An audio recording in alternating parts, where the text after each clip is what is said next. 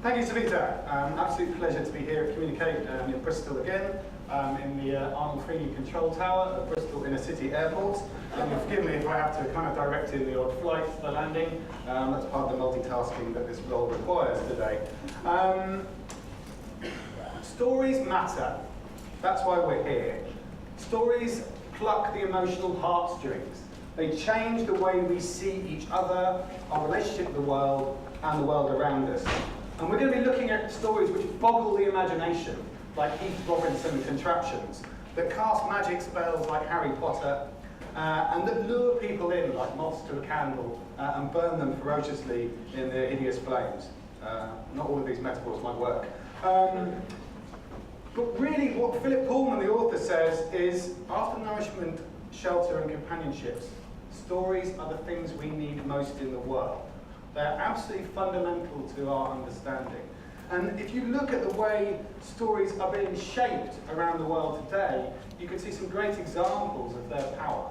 So, for example, if you look at what President Obama is trying to do with changing the narrative of the American dream, by reclaiming patriotism as the domain of the American right and saying it's something which belongs to everyone in America, by trying to change the narrative around healthcare and Obamacare and get people to understand that universal healthcare is a good and positive and valuable thing for the nation. And equally, if you go back to even more intense political scenarios like post-apartheid South Africa, well, Nelson Mandela defined the Rainbow Nation story, which provided a bridge between the kind of the transition to majority rule, an inclusive democratic process, and what many predicted could have been a terrible bloodbath of civil war. And equally, in the UK, we've had our own sort of cultural narratives. Some of the older ones in the room will remember the Cool Britannia narrative of the late 90s under New Labour. I think both people in that photo opportunity in the bottom left-hand corner probably regret that moment. But these stories are important though, because they tell us something about ourselves. And perhaps more recently, when we watched the Olympic opening ceremony last year with Danny Boyle's Isles of Wonder, it changed the way that we saw ourselves as a nation. It changed the way we could perceive ourselves, where we'd come from, and what we might possibly do in the future. Just very quickly, who in advance of the Olympics thought we might make a bit of a pig's ear of it? There you go, great British cynicism in action there. But obviously, we pulled it off. And I think that then changed the possibility of what we might also be able to do in the future, the sense of what's possible. And that's why the narrative we have at the moment, the story we tell ourselves as a country right now, or that our political leaders are telling us, is so dangerous, in my opinion. The age of austerity is demeaning, dispiriting, disempowering, depressing. It's debilitating. And it's not going to get us out of the mess that we are in. And we can see this when we often talk about environmental stories and stories of conservation, the stories of our relationship with nature. We paint ourselves as bad. We paint ourselves as the villain. We talk about eco-Armageddon. We talk about eco-apocalypse. And this, again, is a very dispiriting, demeaning, depressing narrative, which actually disconnects people from the task in hand and the scale and urgency of what we need to do. And we're engaged in what we might call story wars. If you haven't read the book by Jonas Sachs, an American sort of communicator and activist, I thoroughly recommend it. Because the story he tells us is that we are in a battle for cultural supremacy, if you like.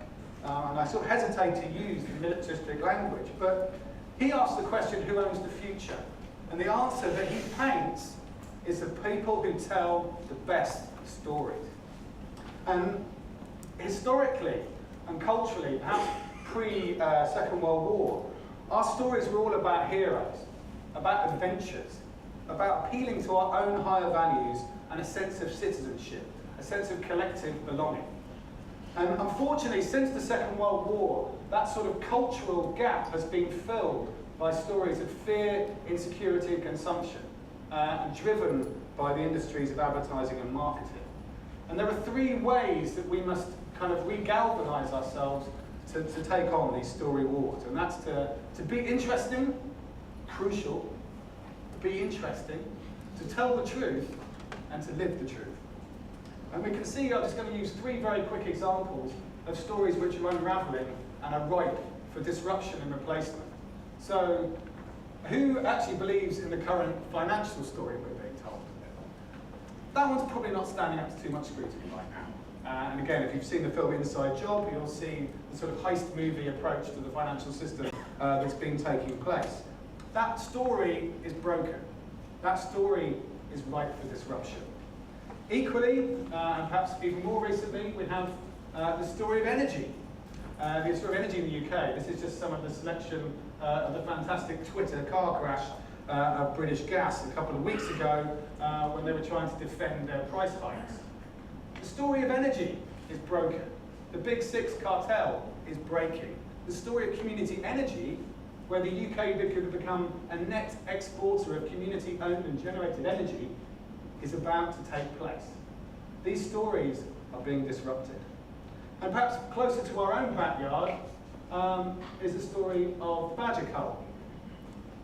Not based on science, or based on highly contested science. It's a story which doesn't resonate with the public. The public are actively rejecting that story. And that's why that story will particularly unravel in the face of this type of opposition. So my appeal to you over the next 2 days, as Savita said, is to get engaged in this story, to be the heroes in the story that we're trying to change.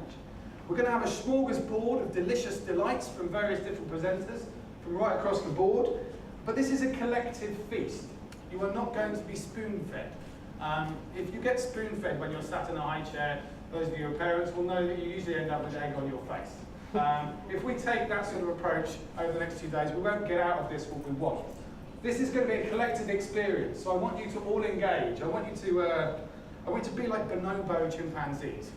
Now, we all know what bonobos like doing, don't we? Bonobos like sharing. And when bonobos, I know where some of you are going with this, but let me finish. Bonobo chimpanzees, when they want to broker a friendship with a bonobo they don't know, they use food to broker the relationship. So it's a way of engaging and connecting. And I want you to treat these stories as your sustenance for the next 2 days. So to share your stories, to listen to other people's stories, and to use those to broker deeper friendships and relationships. And then ultimately, at the end of tomorrow, we will leave here replete and sated. Because if we change the story, we can change the world. That's our challenge.